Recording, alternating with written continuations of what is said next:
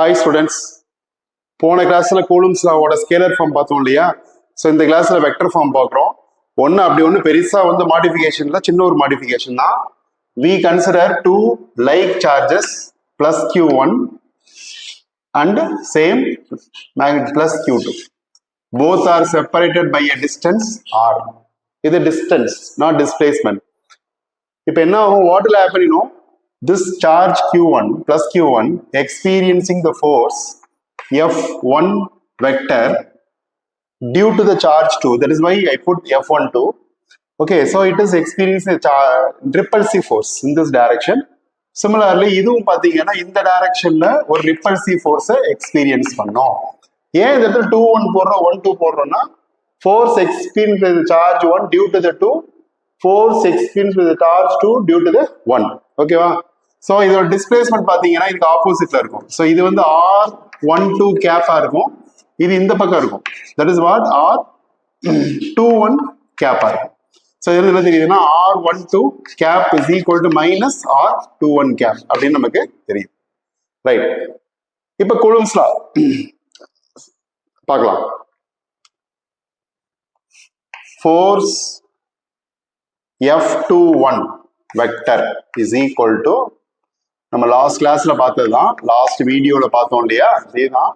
So q1 q2 by என்ன பண்ணோம், அதே r² போட்டுருங்க. இங்க என்ன பண்ணணும், நம்ம f21 டைரக்ஷன்ல என்ன இருக்கு, இந்த f21 டைரக்ஷன் லெஃப்ட் ஹேண்ட் சைட்ல இருக்கு இல்லையா, இதே டைரக்ஷன் டிஸ்பிளேஸ்மெண்ட் எங்க இருக்கு பாருங்க, r12. நிறைய பசங்க குழம்பவே வேண்டாம். ஃபோர்ஸ் எந்த டைரக்ஷன்ல இருக்கோ அதோட டிஸ்பிளேஸ்மெண்ட் வெக்டர் பார்க்கணும். That is what r12 cap. It is equation number 1. Similarly, f12 vector is equal to 1 by 4 pi epsilon naught q1 q2 by r squared. இங்க என்ன வரும், இந்த டைரக்ஷன்ல இருக்கிறது f12 க்கு அலாங் இந்த டைரக்ஷன்ல இருக்கு 2 cap. Equation number 2. ஓகேவா? So we know that r21 cap is equal to minus r12 cap. Equation number 3. So substitute equation 3 in equation number 2. இது எடுத்துட்டு போய் இங்க போட்டுருங்க. அப்ப f12 vector is equal to minus இங்க முன்னாடி போட்டுருங்க 1 by 4 pi epsilon naught q1 q2 by r squared. r21 க்கு என்ன போடணும், minus r12. so இந்த மைனஸ் இங்க போட்டேன். this is equation number 4. so இப்போ equation 1 ஐயும் 4 ஐயும் நம்ம கம்பேர் பண்ணோம். so 1 equals to 4 போட்டீங்கன்னா என்ன ஆகும், RHS equal, அப்ப LHS equal. only thing is you throw the minus sign this side.